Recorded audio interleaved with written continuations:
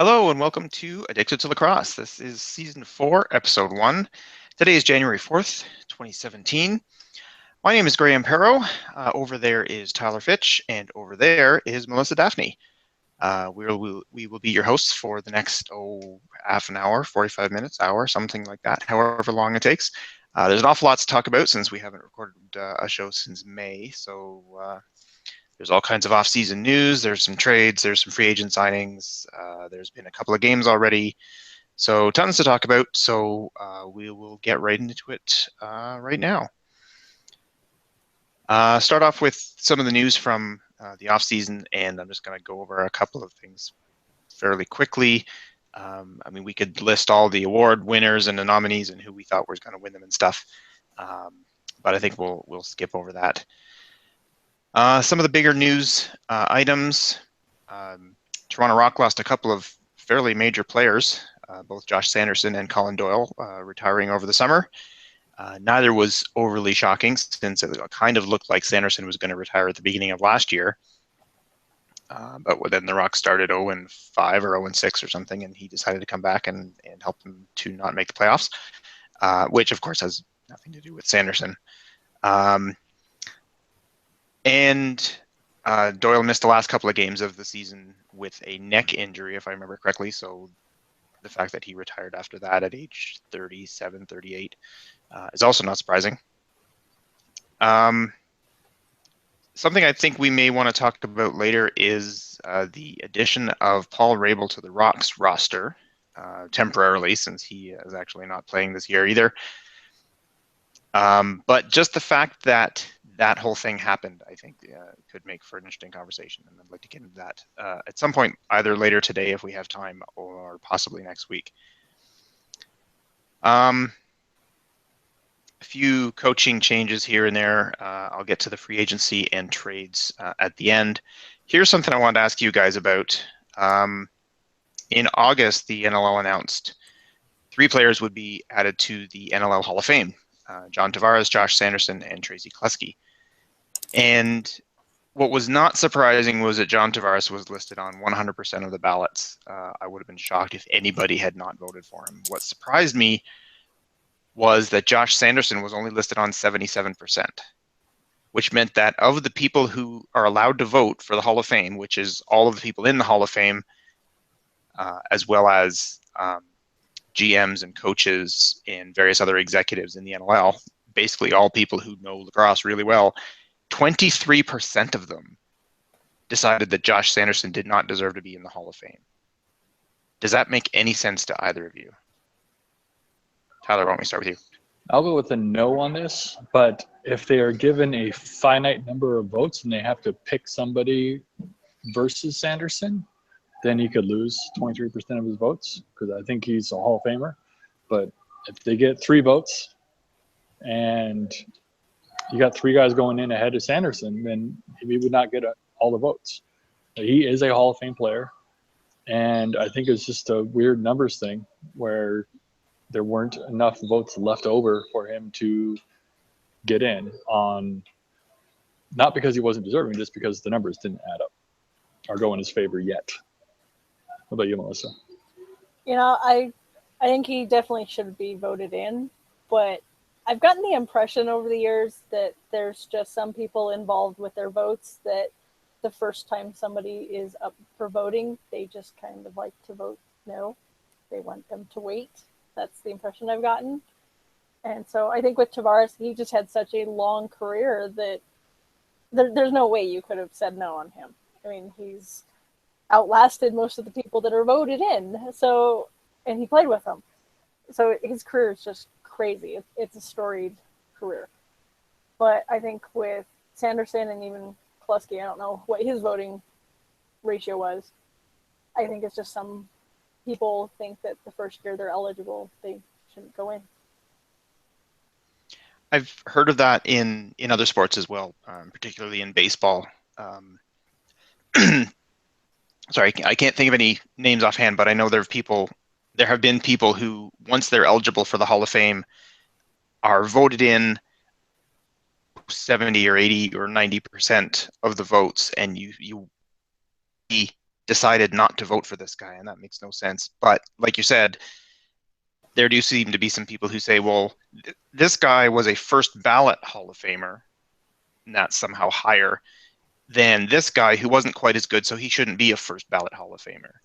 And none of this makes any sense to me, because the Hall of Fame is not an ordered list of how good these players are. You're either good enough to make the Hall of Fame or you're not. How many people voted for you to get in makes no difference. So it's certainly possible, like you said, Tyler, that the voting is weird and you only get a certain number of votes. And so maybe somebody said, okay, well, Sanderson's either going to get in or I'll vote for him next year. But this year I have to use my sparing votes on Tavares for sure, and this other guy who I think should have been in 2 years ago. So it's possible that there was a few of those kind of weird voting situations.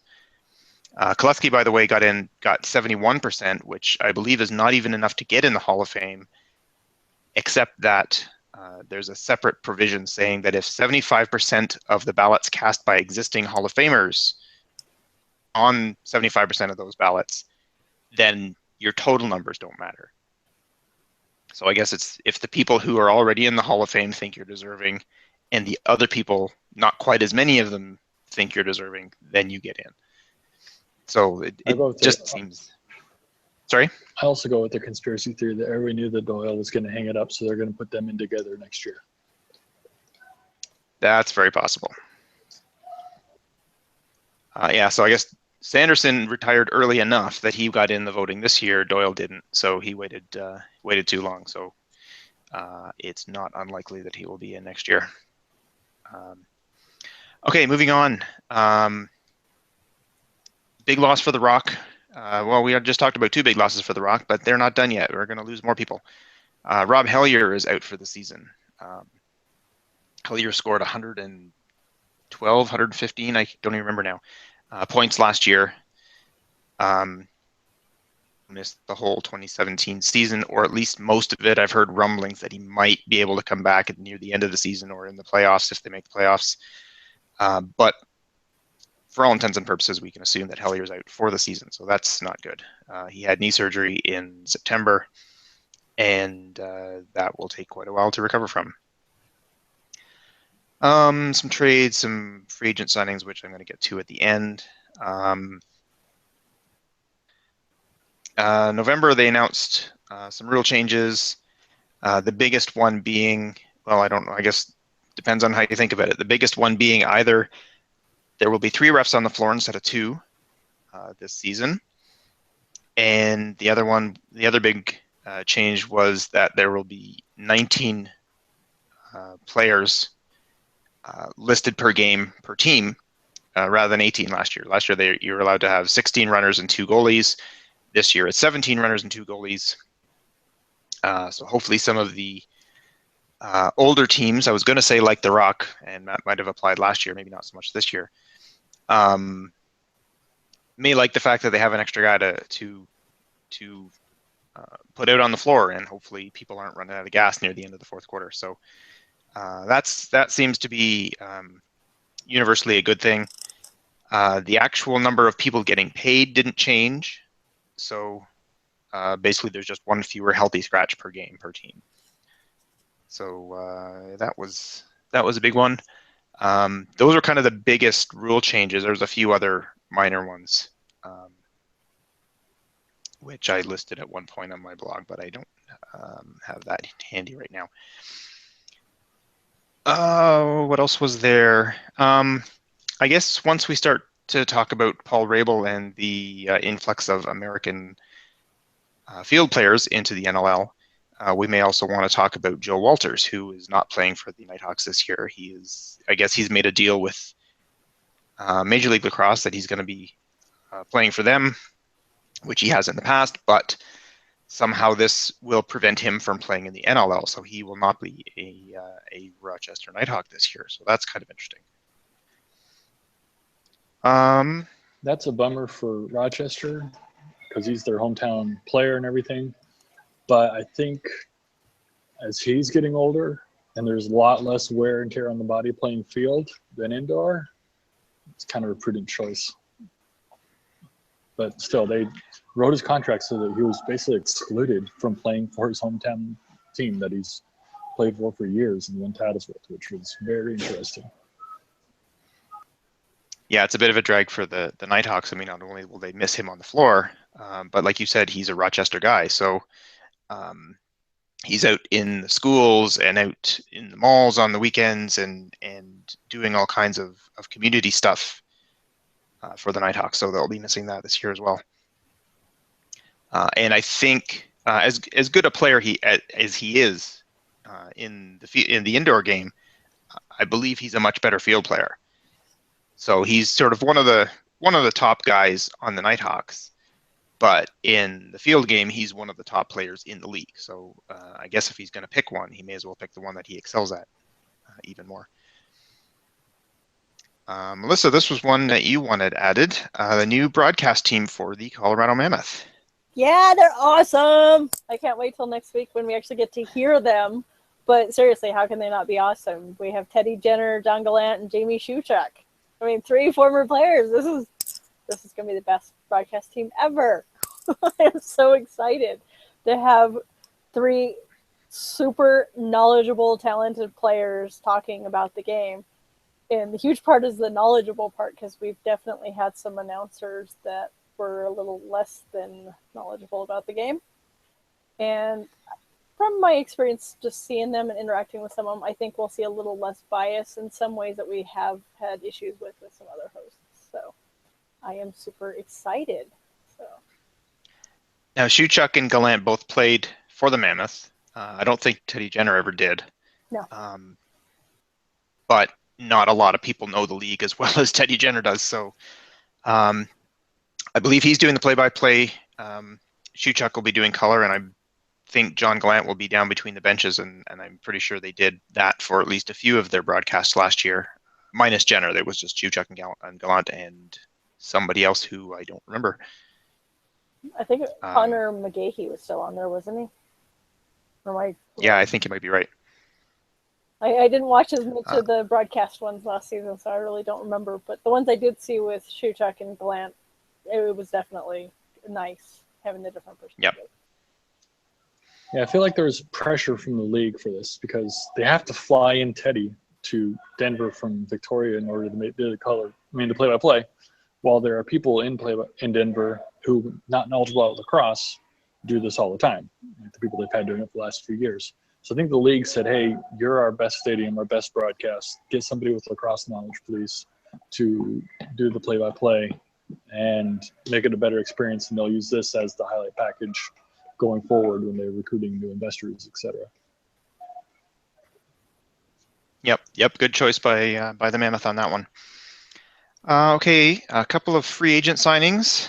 Mike Poulin is now the main goaltender in Georgia, leaving Frankie Chiliano and Christian Del Bianco, I blanked on his name for a second there, as probably the youngest goaltender pair in NLL history. Chiliano is 24 and Del Bianco is 19. He might be 20 now. I think he's still 19.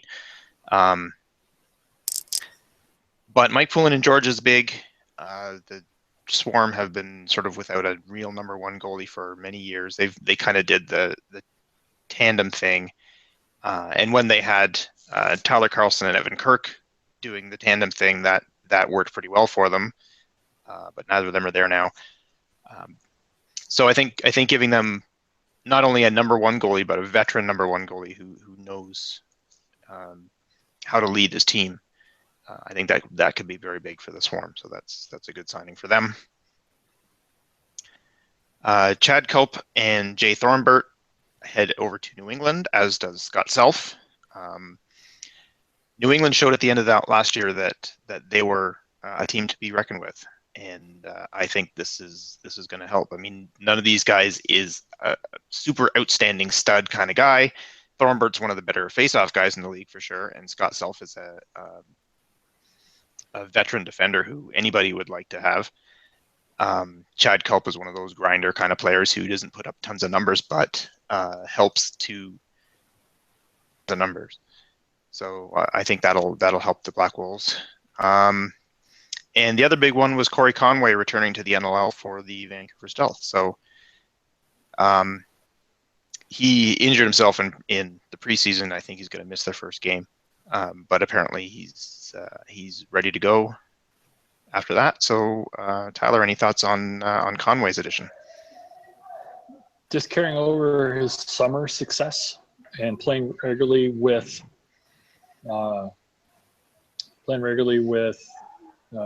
Reese and Corey Small will be phenomenal.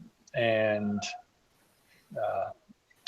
bummer is that he hurt his shoulder. I guess he got on the injury reserve list. He has to sit out first 2 games, so he misses opening weekend on the road, but their home opener on the 14th, he should be able to come back then. Nice. And if I remember correctly, Dutch, Small, and Conway were 1, 2, and 3 in the WLA scoring this year, or 1, 2, and 4, or something like that. Something quite massive like that. Wow, my phone battery got Yeah. chewed up being on this thing. So if I drop off, I drop off, and I'm sorry. Okay. Okay, so those are the big free agent signings. A few trades. I would say one blockbuster and a bunch of smaller ones. The blockbuster will go to Melissa Four. Zach Greer heads to Colorado, and Adam Jones goes north to Saskatchewan. Yeah, when I first heard about that trade, I know me and a lot of my fellow fans were going, what the hell is going on? Why are you trading Adam Jones, who is one of our top players? And I think actually he is our top player. He's just such a grinder. He just goes out and does his job. But they actually announced during the broadcast for this week's game, because it actually hadn't been seen, I hadn't seen it anywhere else, was that both Greer and Jones were having issues making the games because of their work commitments. And so by the trade, they both are able to play more games for their respective teams. So that makes a whole lot more sense, because they're both very talented players. But anytime you're making a trade, you're potentially wrecking chemistry.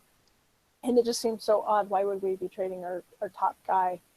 So Greer is definitely making an impact already. He's also our new assistant captain. So it's going to be interesting to see how this goes long term.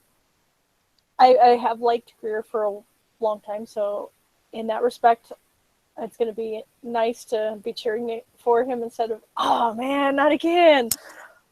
But I'm really disappointed to see Adam Jones go. I really like him as a player, and he just seems good both on and off the floor. And I really like that he's just such a grinder, kind of like Grant, that he just goes out, gets the job done, and does it well. Yeah, it's going to be tough watching him come to town, knowing that he can go off for 5 or 6 goals in the space of 10 minutes if he feels like it, but it has been done. So it's certainly nice to see him on your team, a little bit scary to see him on the other team. But like you said, Greer's already showed that he can be one of the top players on the Mammoth. So we will get to the game against Buffalo in a little while. Most of these were a player for picks. So I think there's only one other trade that actually had players going both directions, and that was Ty Belanger going to the Vancouver Stealth for Mitch McMichael, who heads to New England. And then, if I'm not mistaken, Michael didn't actually make the Black Wolves roster. I think he's on the practice roster. And Ty Belanger will be backing up Tyler Richards in the Stealth net. John Lintz was also traded from Saskatchewan to Vancouver. And Pete McFetridge was traded from Calgary to Vancouver. So Vancouver's beefing up their... Is he a trade or is he a free agent? Oh... I think he was a free agent. I think Lintz was a trade and McFetridge might have been a free agent. I thought they were both trades, but now I'm not so sure. But in either case, Vancouver didn't give up any actual roster players to get them.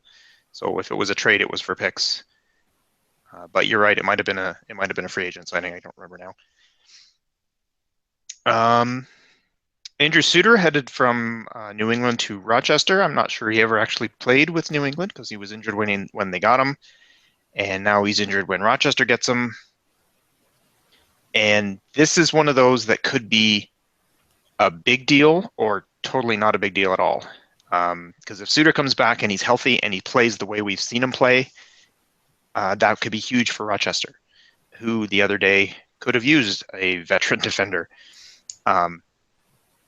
But he's had so many injury problems over the last couple of years. We haven't really seen the real Andrew Suter that we remember from Minnesota in a couple of years. So if he's not able to get back to the way he was before, this may not be much of a deal at all. Jordan Hall was sent from Rochester to Georgia, coincidentally right after they found out that Jesse King would be missing the whole season or most of it. So that gives Georgia another veteran up front. And the other one was Brad Self being sent from the Rochester Nighthawks to Buffalo in a draft day deal. And that one seemed weird because the draft was the day after or the day before. I think it was the day before the award ceremony, in which Brad Self was named Transition Player of the Year. So it seems a little weird to trade the Transition Player of the Year, or one of 3 players who was nominated for it. At the time, they didn't know he'd won it, for a second-round draft pick. I don't think it was even a first-round draft pick. I think it was a second. So that seemed like an odd move for the Nighthawks to make, but Buffalo will take it any day of the week. And I'm sorry, Graham. That just, I didn't know the circumstances behind that trade, so that does strike me as more odd too. I wonder if there was a personality issue or just a work commitment issue, and they were worried he was going to sit out the season or something instead. Something different like that. And I mean, both the Souths are kind of getting up there in years, so maybe they thought he might be retiring. Yeah, possible. Yeah, I never heard any real explanation for what was going on there, other than I wish I had this now, but the trade was Self and a draft pick for another draft pick, and I think they basically moved up sort of one round. So they traded Self and a third for a second or something like that. So it didn't seem like much of a trade when you consider that he was Transition Player of the Year the next day. So there may have been something more going on there that we don't know about, which happens a lot. And one other bit of news that just came up the other day was there was a couple of big fights in a preseason game with Saskatchewan and Calgary, and a bunch of players were suspended, and the PLPA appealed them all, but they have dropped their appeal for all but one of them. And I'm not sure what the deal is there, but Aaron Bold, Frank Chiliano, Garrett McIntosh, and Ben McIntosh, no relation, I don't think they're related anyway, will not play this weekend. So that's a big blow for both the Rush and the Roughnecks. As far as from what I last heard, the PLPA did not drop their appeal of Greg Harnett's suspension. So he may or may not play this weekend. Yeah, so I don't know what the deal was there, why his status is different from theirs. Unless they just looked at the tape again and said, yeah, those other guys do stuff that was warranted their suspension, but Harnett's was not warranted. Maybe that's what they were figuring. Yeah, so that's a tough break particularly for the Rush when you're looking at Aaron Bold and as one of the best goaltenders in the league, and they're going to be without him for the first game. So speaking of games, let's get on to the games of the week. There was only a couple, the first 2 of the year. And I think we'll start something new this year for games. What we normally do before was just go through each of the games that was played during the week and see who saw it and see what they thought about it. But we're going to cut that down a little bit. And if Tyler is still around, maybe he can describe what we're going to do here. Sure. So One thing I've started doing in my team meetings at work is we go around the table and we do our awesome, not awesome. And we'll say what's awesome for the week, what's not awesome for the week, and it will kind of drive conversation and just quickly summarize all of the events. So we'll talk about every game individually, but we will cover the important things to us. So I'll go first. And I'll say my awesome for the week. I almost have two, but I'm going to go ahead and stick with the first one that I had in my mind, was Colorado's defense.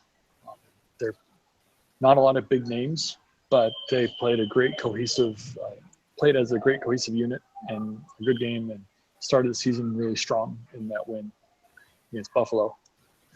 And my not awesome for the week is the discrepancy between the two scores in both games. So Rochester and Buffalo kind of just like laid stinkers on the carpet, and Toronto and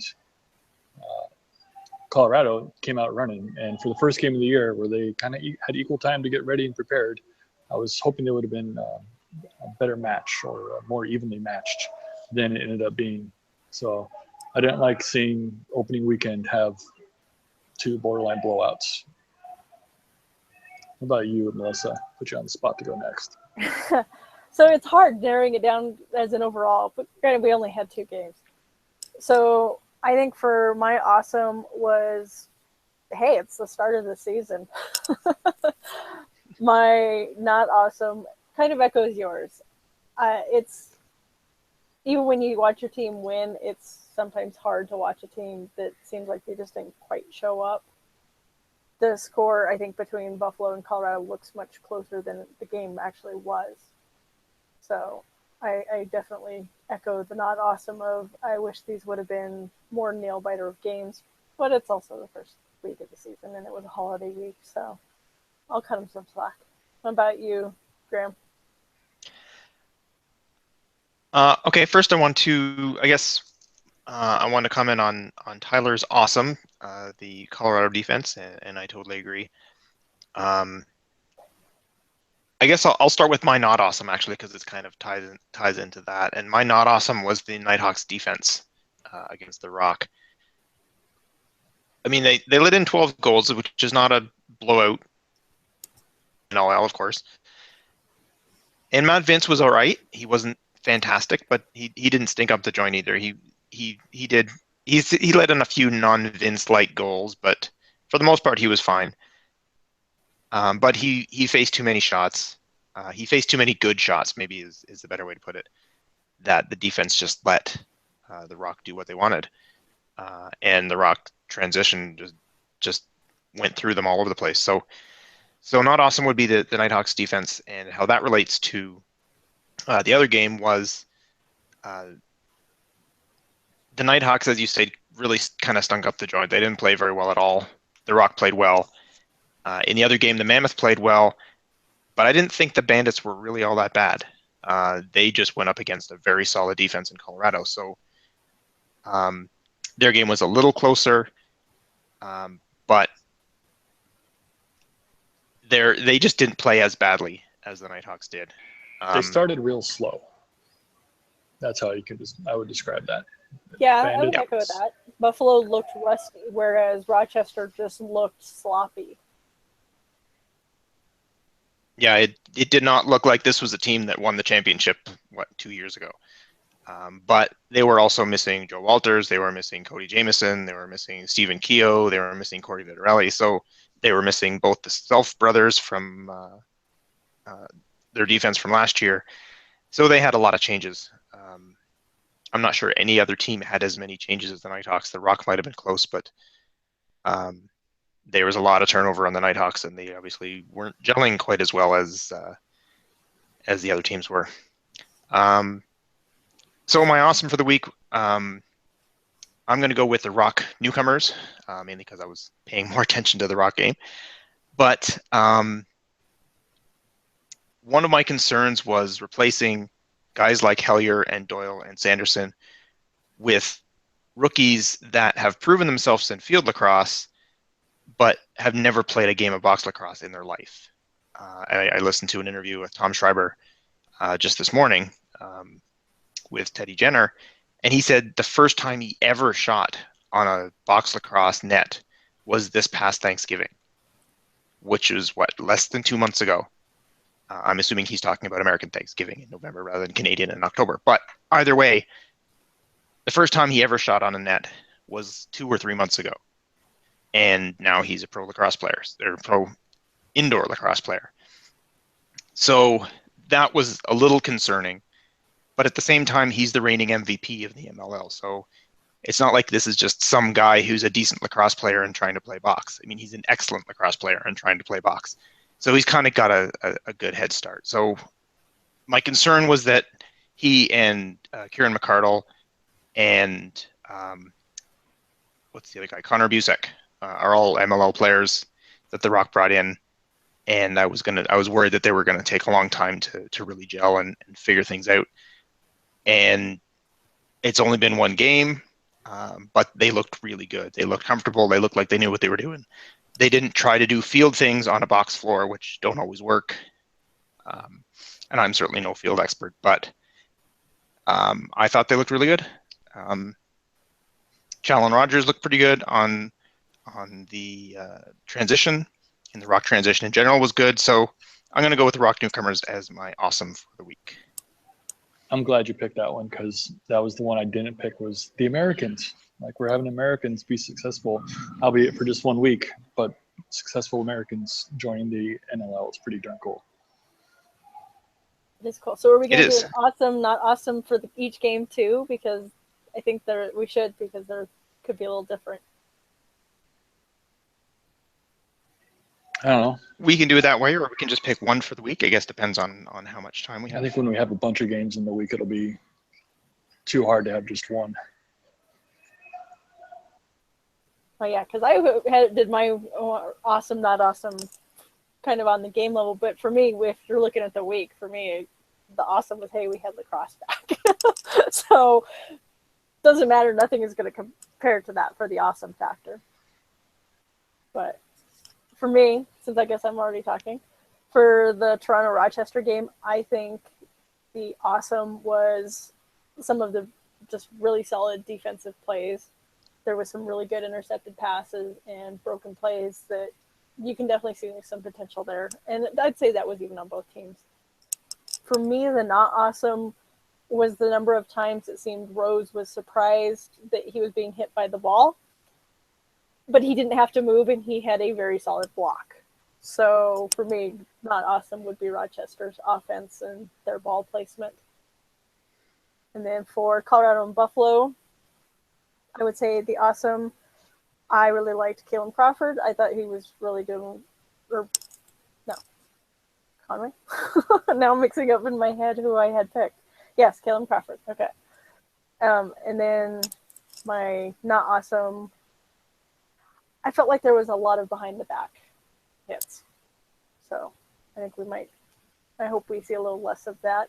Buffalo definitely was hitting the penalties a little harder this game, which, concerning last season, we talked about how few penalties they were taking was a bit of a surprise. So what about you, Tyler? You have awesome, not awesome for each game? Not that I prepared, but I'll say awesome for Colorado was Zach Greer just coming in and scoring goals immediately. I don't think I have a not awesome for that game, except maybe what you said about Buffalo's lack of discipline and getting tons of penalties. Toronto game and Rochester defense was my not awesome, like Graham said, and can't think of an awesome off the top of my head. I'd probably pick the Americans again. Though I did see one of them come around the net from their strong hand and switch to the left hand and maybe try and pop a shot off just because what was available to them. So a little bit where you would never see a box lacrosse player do that. And that's all right. It was an open look, and he can actually use his offhand as a field player. Graham, what do you got? I guess my awesome, not awesome, the ones I listed already were for the Rock Rochester game. For Colorado Buffalo, I guess I'll go with Dylan Ward, who played a great game with front of him as well. So Like you said, just the Mammoth defense in general played really well. Not awesome for me would have to be Dane Smith. I don't think he played badly, but he picked up 1 goal in garbage time and had 3 assists. And for Dane Smith, that's a really off night when he was getting 7, 8, 9 points per game almost every game last season. 4 little points in a game that they were not really in for much of. If they're looking for him to repeat in any way what he did last year, they're going to need a lot more from him than what they got on Friday night. So, the only other thing I was going to talk about in the news part, but I forgot about, was the new NLL logo, which they made a really big deal about. They teased it for a week, at least a week, couple of weeks, and had a big ceremony to announce it. What do you think? I'm thoroughly unimpressed with it. It's monochromatic by itself. Then they have all the team versions, which only confuses the branding because, like, whose logo is that? Is that the league logo? Well, why does it have different colors every time I see it on the sideboards at every arena? And they listen to one of the interviews, I think maybe Self-Classified, maybe Tajan, I don't know. But they talked about, like, it looks strong, and like they did like a market research for that. Yeah, well, the old one had a lacrosse player on there, so you knew it was the lacrosse league. How do you? It looks just like the NBA logo. Maybe they're getting pressure, quietly getting pressure from the NBA. Says, hey, your thing looks just like ours. Please don't do that, because like even the colors on the side were like red and blue. And I don't know why they changed it, but now it's just a logo for some random corporation, as opposed to a lacrosse logo. And I don't like it. But what do you think, Melissa? I'm pretty much echoing what you said. I don't like it. I like the ideas behind it, how they're trying to incorporate history and some special things, but to me, it looks actually dated. It looks like a corporate logo that would have been created in the 90s. It doesn't stand out in any way, shape, or form. It looks like, half a dozen other logos out there that somebody created in Photoshop. It's boring. It doesn't communicate lacrosse in any way. I mean, it's cool that their little Morning Star pays tribute to Native Americans and the original 4 teams. I like the ideas behind that. But that doesn't actually get communicated to me when I'm looking at this. The original 4 teams that are not in the league in any way. And yeah. So why are we remembering them so much? Yeah, you're trying to go back to, hey, the tradition. But yeah, there's nothing about it that says lacrosse whatsoever. And I would argue, I don't think that it probably is something with the NBA, because there's actually quite a few logos I've seen that are similar in style. I think that was just kind of the thing that was created around that time. So the Major League Baseball one is very similar as well. Yeah. Just kind of 3 colors with the silhouette of a baseball player on it. So I can see them wanting to update the logo. It's been quite a while. I just think they went the wrong route. I think they probably went so market research heavy, and who knows who their audience was that they were actually doing. That may not actually have been the best audience. I don't know. You can skew your results very easily if you're not careful. Or you can have people who they just want to give you the answer that they think you want, and so you're not actually getting accurate research. There's so much that can go into that. There is so much that can go wrong in that. And just looking at this, it's boring. There's nothing about lacrosse in it to me. It just looks like a corporate logo.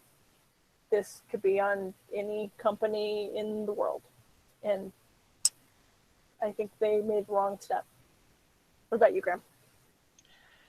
Yeah, I hate to say me 3, but yeah, when I watched the ceremony where they unveiled it and they showed it up on the screen, and I'm like, that's what we've been waiting for. It's a box with a star in it, all gray and black, and I was quite underwhelmed.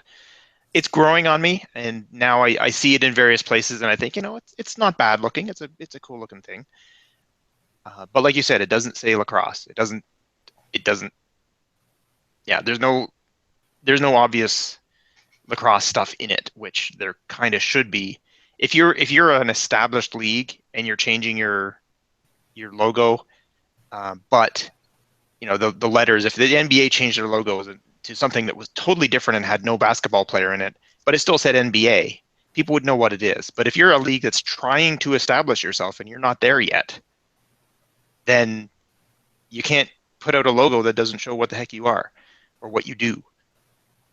So the fact that there's no lacrosse player or no lacrosse stick or no lacrosse anything on there it's weird. As you said, the star on there is kind of cool. The story behind all of these things is interesting. So it's almost like we're trying to appeal to the existing fans and not bother with the new fans, because the existing fans might remember the Philadelphia Wings or the Baltimore Thunder or whoever the other four teams were. But the new fans won't get that. And in my mind, that's who you should be aiming at, is trying to bring the new fans in, especially if that seems to be what their goal is for all of these things, is to try and get new fans. And this logo is not going to do it. Yeah, I think Commissioner Sukevich's MLS roots kind of laid the path for this. Is they changed their logo at some point, and I don't think I can't remember what it looks like, but I knew that MLS meant Major League Soccer. Even if before they did the logo stuff, I kind of had that down because they had national TV deal, so it would get noticed. The NLL just doesn't have that, and it's a bummer. After 30 years, they don't have that, but they didn't. I think just it's going to be a sore point for a while because they just rebranded everything and they're not going to throw it away immediately. But now we have a retro logo to go back to in the future. True enough. Okay, let's move on. We've got some predictions, and usually our predictions are what's going to happen in next week's games. But being the first episode of the season, we will make our predictions for the final standings as well as the annual awards, and then we'll get to the games of last week and next week. So we'll try and go through these quickly because we can be talking here for an hour on all of these things. So why don't I go first on the standings, and then we'll see what you guys think. I'm going to go over these quickly, like I said, because otherwise we'll be here all night. In the East, I have New England winning the East. Now, these are just regular season standings. As for who's going to go on in the playoffs, we'll have to decide that later. But I have New England winning the East, Buffalo finishing second, the Georgia Swarm third, Toronto Rock fourth, and Rochester fifth. And in the West, I have Saskatchewan winning again, and followed by Colorado, then Calgary, and then Vancouver. Tyler, why don't you go next? All right, I don't have a second screen, so I don't see it in front of me. Let's see what I can do from what I wrote down. East, we'll go New England. I think they're on the cusp of something good. I like their moves. Georgia, I also really liked their moves in the offseason with Poulin and Jordan Hall coming in. After that, I believe Buffalo. Is that right? That's what you have. Hey, all right, I picked Buffalo. And then, so that leaves Rochester and Toronto on the outside looking in. Rochester's, I don't know what they're doing, but they're not stable and steady right now. And Toronto is, even though they did great, I have a little bit of doubt in the Americans and losing the offensive firepower that they did. In the West, Saskatchewan up top. And I think they only had to cut 5 people through training camp. They knew exactly what they're doing. They spent all their time putting in the system. We'll see how they do with only lost John Lentz and Greer and Adam Jones is a phenomenal player. I'm not too worried about them. After that is Colorado. And I might flip them and say Colorado could go number 1. They are looking really impressive. Their coaching staff is what impressed me the most because you can't name their defensive players necessarily, as I said before. They're not like a big star defensive players, but they've got a great system as a whole. They're all buying into it. Then I have Vancouver ahead of Calgary. Calgary was slipping a little bit last year. I don't know what they're going to do. The Stealth have a huge sense of urgency. 3 years in Langley without making the playoffs. Their Coach Batley is changing all the attitude, and their fitness level has been the key thing they harped on all summer. So they're ready to come out and play, and we'll see what they do with 2 games this weekend. But I got Vancouver ahead of Calgary, so Calgary down the outside of the playoffs. How about you, Melissa? Man, this was so hard, and I've changed my list so many times. So the current iteration, which I'm still not 100% happy with, for the East, I have Buffalo, New England, Toronto, Georgia, and Rochester. And, there's a few teams that, like Tyler just said, that they made some changes and you're really hopeful. And last season they had this, but you're not sure. I could probably swap any of the first 4 teams and be comfortable. I think Rochester is the only one that I'm just... Some of the changes they made the past couple of years, I just don't have very much confidence in them. But the first 4 teams, I keep changing those around. So I think we're going to expect to see some pretty good things from them. I think that's a good sign. For the West, like everybody else, I'm putting the Rush on top. They've just been so solid. They have a really solid team. They're making smart changes. They're just strong, and I like them. So for me, the hard part here was number 2, because I'm torn between what Calgary and Vancouver did last season compared to what they've done traditionally, and then, of course, what Colorado has played, because all 3 of them have been very, very, very inconsistent, which is also what makes the Rush look so much stronger. So for me, I'm going to go Calgary, Colorado, Vancouver. And part of that is because Colorado really likes to start strong, and they don't seem to finish strong. And so I think because most of their home games are in the first half, they're just going to kind of fall off like we've seen them do the past few seasons. And so we're going to go with Calgary in second. But there and again, I'm kind of iffy on all those. So there's me. All right, we'll get to the annual awards next, and Tyler, we'll get you to go first, and I can list off what you wrote down if you don't have access to it. Call out the award, and we'll see what happens. Okay, we'll start with the MVP. All right. He had a terrible game this last weekend, but I want to go with Dane Smith here. Physical beast of a player. There's no reason he should drop off. He's only coming into his prime, so I'm sticking with Dane Smith, trying to repeat there. What's next? All right. Next, we'll go to goaltender. Ooh, I think I have Aaron Bold. Yes, you do. Yes. I cheated a little bit. I did not pick this before the season started. I picked it after I watched Rochester's porous defense make Matt Vince look average. Otherwise, usually you're trying to stick with Matt Vince. But solid defense in front of him is a key factor in becoming a goal of the year, and Aaron Bold has that. Definitely true. Defensive player, you have Steve Priolo. Sure.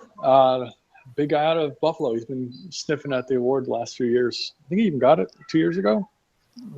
No, I don't think he won it, but I think he's been a finalist in at least the last 2 years, if not the last 3. And nobody really sticks out in my mind across the league defensively, more in transition and offense. So I'm going to go with him. Say he'll cross that threshold this year and get the individual award.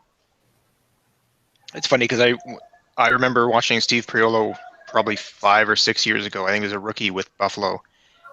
And there was some kind of fight going on, and he seemed to just lose his mind and was trying to grab anybody to fight. He'd just grab somebody and throw a punch, and they'd get away, and he'd grab somebody else and throw a punch, and he just looked like, who is this big idiot who doesn't know how to play lacrosse? Yeah. And 2 years later, I'm watching him again going, is this the same guy? He really knows what he's doing out there. I think he was playing with Six So, good Nations job in for the him. summer, I think. And he really matured incredibly as a player. All right, next transition player. I'm going to go with Jeremy Thompson in all his face-off wins. Hasn't necessarily worked out that way, but he's my pick there. All right. I've been a big fan of Jeremy Thompson for a couple of years, so I'm good with that pick. Rookie of the year. I had no solid pick here, so I just went with the number 1 overall, Mr. Ryan Keenan. All the pressure's on him. Your dad made you the number 1 overall pick. Don't screw it up. And your dad is sitting there on the bench the entire year watching you. Yeah. Okay, coach of the year. You went for a group prize here. Oh, yeah. So the Colorado trio, I have no idea how they can pull this off effectively. I don't think the ballots support it, but as a whole, since none of them claim the head coaching role, they collectively are making the most impact on a team, and I think that they deserve to win the award. And finally, general manager of the year. I don't know if it's Ed Camo himself or if somebody else does it for Georgia, but Georgia Swarm, whoever's making the roster moves to bring in Jordan Hall and lure Mike Poulin down to play for them deserves some notice. So that's who I'm picking. I believe their GM is, or I'm not sure if he's the GM or if he has some other title, but I'm pretty sure it's John Arlotta, who's one of the co-owners. That was the guess I had. Yep. Okay. Yeah. All right. Melissa, you can go next.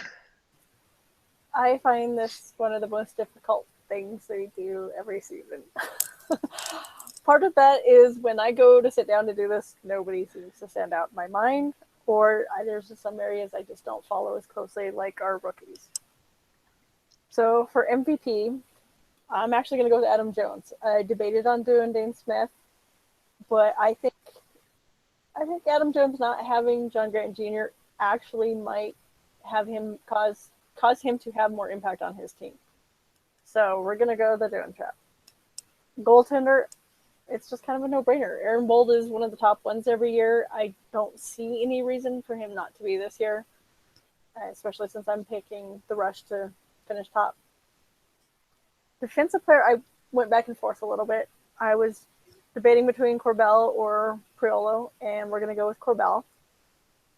Transition player, this was another tough one, but I'm going to go with Jeremy Thompson. He's been in the running, and he's a solid player, so I think he's a solid choice.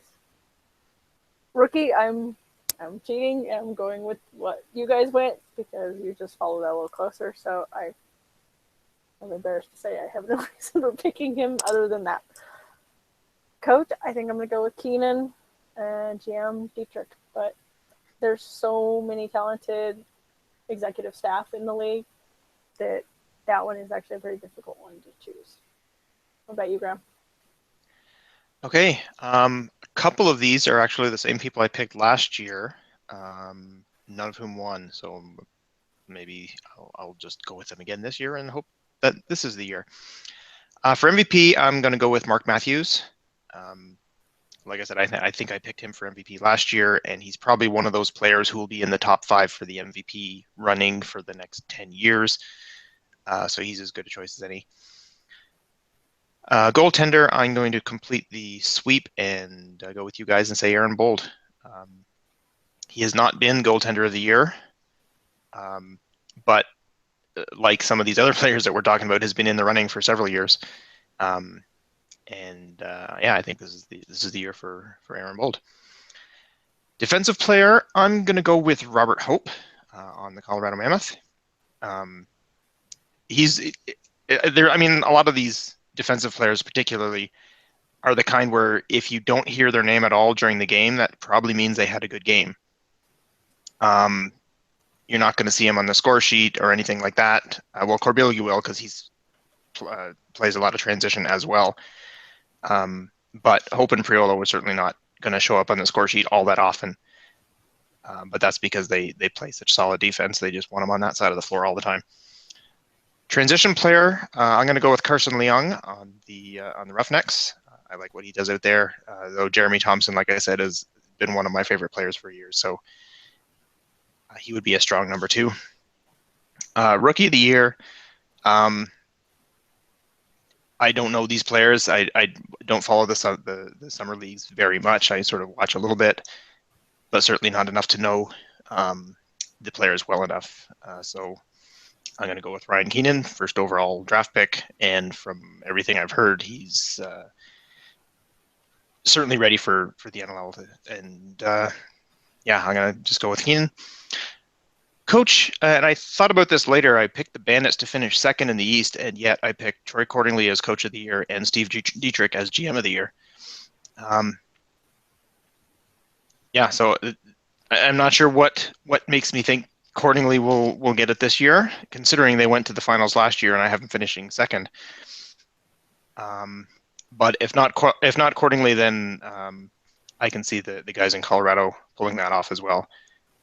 And Derek Keenan's always a good choice for that award as well. So, yeah, so I went with those guys. So we'll move on to our game predictions to finish off this week. Since we didn't have an actual episode last week, we didn't talk about our picks for our picks for week 1. I published mine, I guess, sort of indirectly on Isle Indoor because we're doing picks through the week on Isle Indoor, and so I picked Toronto to win their game and Buffalo to win their game, so I'm 1-1. Melissa did the same, went with Toronto and Buffalo, so she's also 1-1. And Tyler tweeted that he thought Toronto was going to win, so he gets that one right, and didn't make a pick in the other one, so we'll consider that a loss. So we'll all start out 1-1, so that's pretty good. Week 2, I guess I'll go first. We have 4 games. Vancouver and Calgary, I'm going to go with Calgary on that one. Saskatchewan and Georgia, I'm going to go with Saskatchewan, though I thought about adjusting that once I heard that Aaron Bold and Ben McIntosh were out. But I think I'm still going to go with the Rush. New England. Excuse me, my apologies.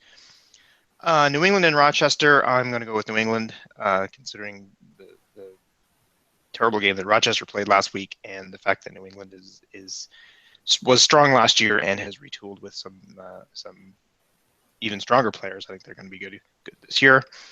And Vancouver, Colorado. I really wanted to pick Vancouver for one of those 2 games, but I'm going to have to go with Colorado since they played such a strong game last weekend. Yeah, so those are my 4. Tyler, what do you think? I will start off with Calgary not having their starting goalie as he is now suspended for the game and picking Vancouver.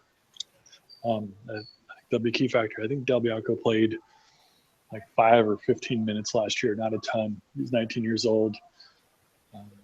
First NLL experience, and I don't think it'll be a great one. What's the other games? I got Buffalo and Rochester and New England. Did I pick New England? Because I want to pick New England. You picked, according to this, you picked Rochester over New England. I typed in any and then I changed it. Okay, so Rochester's got a game under their belt. New England's a great team, but it could be a little bit of first game things to work out. So I'll give the benefit of the doubt to the team that sucked last weekend and will get chewed out and do a better effort this time. I know the last game. What else am I missing? Saskatchewan, Georgia. Okay, thank you. The Rush. Is that who I picked? Yeah, I did. I hope so, because I'm picking them now. Yep. So, yeah, great team versus upcoming team, defending champs, starting the season off on the right foot. We'll go ahead and pick the Rush. And Colorado and Vancouver, I think big opening night events in Colorado. They've already got a game under their belt. Vancouver on the second night of a travel. So I'm going to go ahead and pick Colorado to beat the Stealth. All right, Melissa, what do you think? This is probably going to be one of the few times that most of our picks are pretty similar, at least this season. So for me, I'm going to go with Calgary and Vancouver. That one was a tough one for me because both teams were just so inconsistent last season, and I want to root for them both and see them come out strong. But I'm going to go with Calgary just because Vancouver was a little more inconsistent and still a little iffy on them. With Georgia and the Rush. I'm going to go with the Rush. I love the Rush. What can I say? They were one of the top teams. Georgia did look really good, just like Minnesota did before. But I think we're going to go with Rush. And New England and Rochester. I would have picked New England even before seeing Rochester play this past week, and just the way they played, they have some serious rust. I think it might actually be more than rust. So it was a holiday weekend. They were probably missing some players. Maybe players weren't quite as up to speed because it was holiday. So, they may surprise us. But I'm still going with New England. And Vancouver and Colorado, I'm going to go with Colorado based on the fact that they did play so strong in their opening game, and they've already started breaking off some of that rust. So I think they might have that game up on Vancouver, especially since Vancouver has back-to-back games. That could actually hurt them. All right. Okay. I guess that will do it for this episode. You can help support the show. We don't need money, but if you were to leave a good review on iTunes, the more good reviews we have, the higher we will rank in searches and things, and that will bring the show to the attention of more people and get more listeners. And the more listeners we have, the better the show is going to be. So that would be great if you could do that. That would be much appreciated. I guess that's it. This has been another episode of Addicted to Lacrosse. For Tyler and Melissa, I'm Graham. Thanks for listening, and we will see you next week.